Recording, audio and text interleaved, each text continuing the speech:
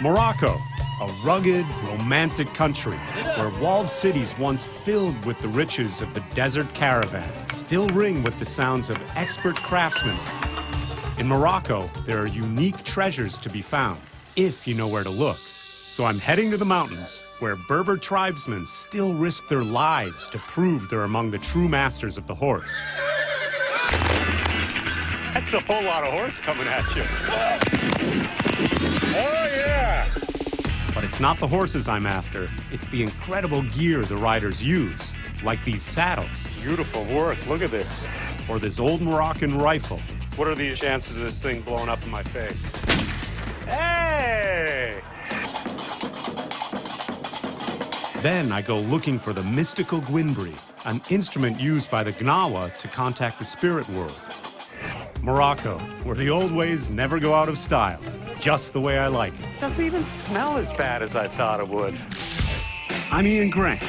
I'll go anywhere and do anything to find the world's most amazing objects. Man, that's great. Many have stories to tell and priceless secrets to reveal. Some I'll sell in my shop back home.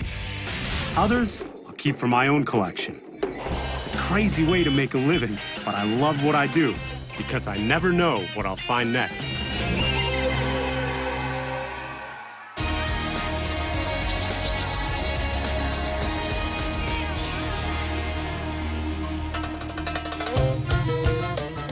Every part of Morocco is unique, but there's one place I absolutely have to visit. Welcome to Fez. Fez is an ancient walled city built back in the 8th century. The old city is famous for its crowded market called the Medina. Here, 30,000 artisans still turn out goods the way they have for centuries. Morocco was a major trading center for all of North Africa, and Fez, the former capital, was the last stop for the desert caravans before they reached the coast. Every morning, the Medina of Fez would open up its doors to the trans-Saharan traders. Every night, close them up. What is that? What's on? Today, it's a busy place where you can still find wonderful stuff from all across North Africa. Bonjour. Bonjour, ça va? Ça va. Ah. This Medina is one of the craziest mazes you'll ever walk through in your entire life.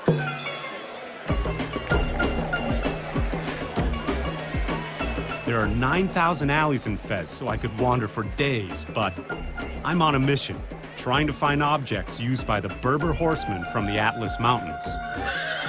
I'm looking for a well-known gunsmith who restores old rifles, but finding him in this labyrinth is a challenge. Finally! Ah, beautiful. Very old? Oui, ivory? Oui, ivory. Wow. As a former French colony, most people in Morocco speak Arabic and French. At least my French is better than my Arabic, but not by much. Permettez-moi? This is the big deal with this rifle, is the firing mechanism. It's very specific to Morocco. So there's the flint. This shoots like so. Spark hits, ignites, fires the bullet.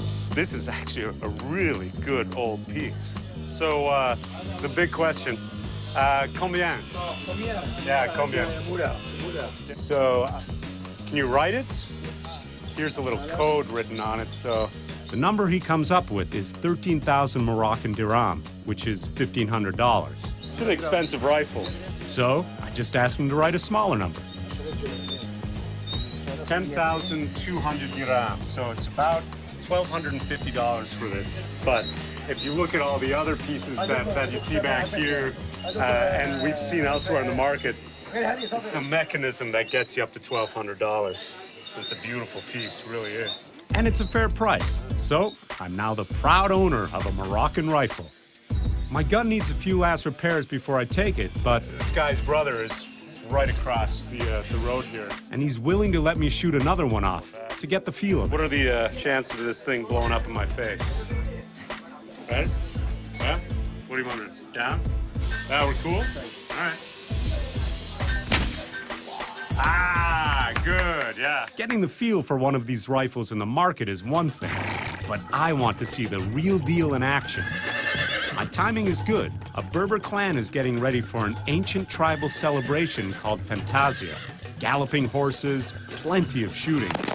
and maybe a chance to buy one of the amazing Berber saddles.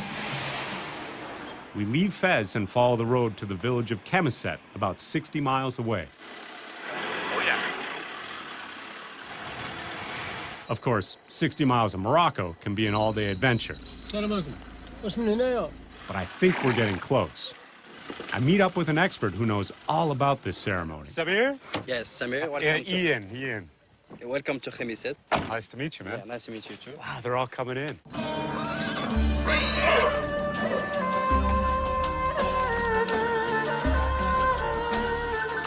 The Fantasia goes back 1,000 years to when the Berber had to protect their villages. They're all going down. They're about to turn around, actually. This is part of the practice. They come galloping towards the audience, and they come to a sharp stop, and they shoot their guns off. This group is getting ready for a national Fantasia competition and is among the best in the country. Yeah! I think we're about to meet the chief of this group. Mr. Hamid, Ian Grand, thank you very much. It's spectacular to see all these horses done up like this. These saddles are spectacular. I'm going to see if I can buy one of these saddles after they're done. Look at the beadwork on his chest piece. That's really pretty. Now, the rifles they have here are really, really intricate. A lot of them have really elaborate metalwork in both copper and silver coming down. They're well-oiled and beautiful shape.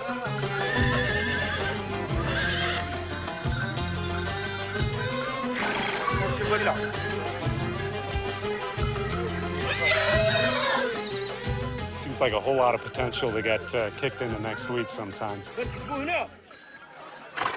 This is the finale right now in the practice. Here we go. The challenge is for the riders to stay in a line and then shoot the rifles all at the same time. Oh, yeah! Big horses, yeah, all right. Very nice. They do come straight at you. No one got shot, no one got trampled. Not a bad day's work.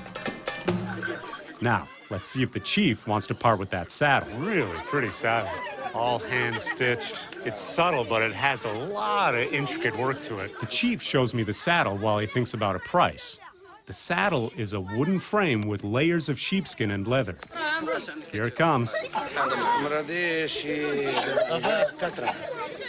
10,000 dirham. It's about $1,100 for this. Okay, that's a bit steep. I guess I don't need a saddle that bad. But they do give us one last run.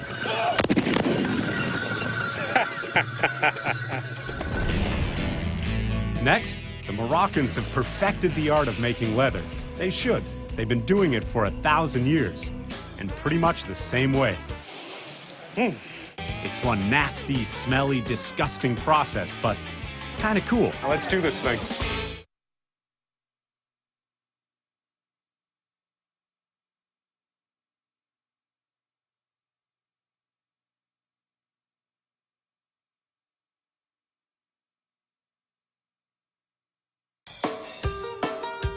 I'm in the old market in Fez, Morocco, on the lookout for interesting treasures. At the end. Other Arab cities have crowded markets, but with 9,000 alleys, Fez is in a class all by itself. Better? I see lots of leather. Morocco's famous for it. But I'm looking for something a little more unusual. What's this? Maybe something with a little more hair. People in the mountain, they stuff them with water.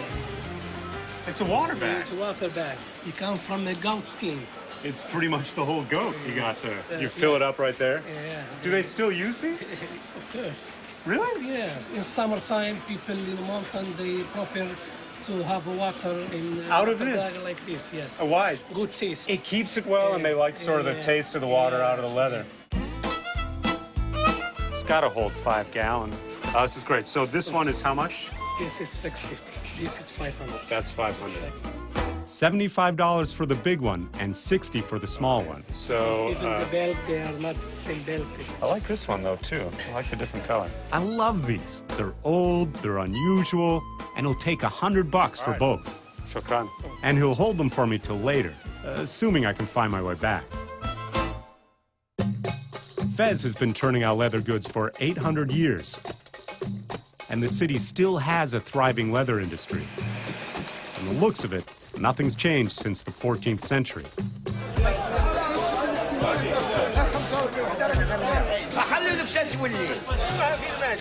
Normally, this area is off limits to outsiders.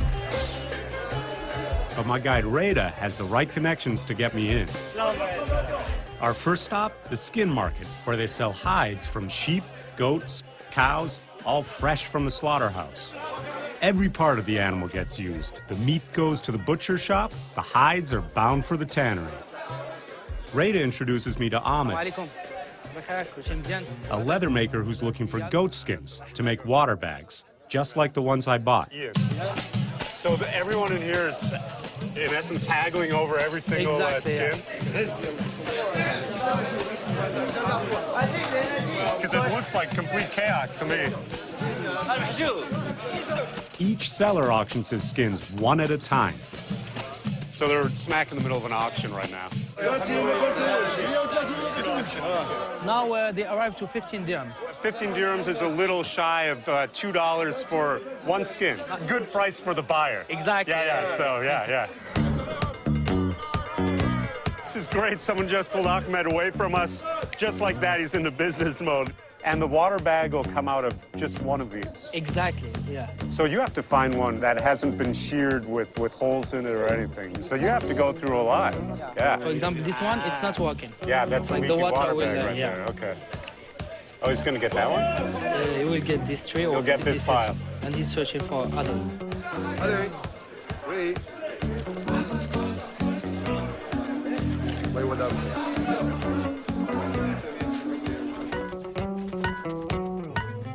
Next stop, Chawara, the oldest tannery in the world. It's where the famous Moroccan leather gets made. Or it's the third circle of hell. Depends on your point of view. This is where it all starts.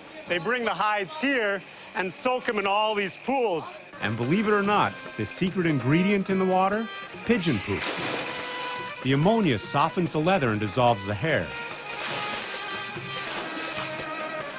After 2 days, the hides are rinsed and ready for dyeing. Been trying to come up with a way to describe this smell, but I don't know, maybe if you combine Clorox bleach with some vomit and urine, put it in a blender, that might get you there. The hides get colored in an area nearby.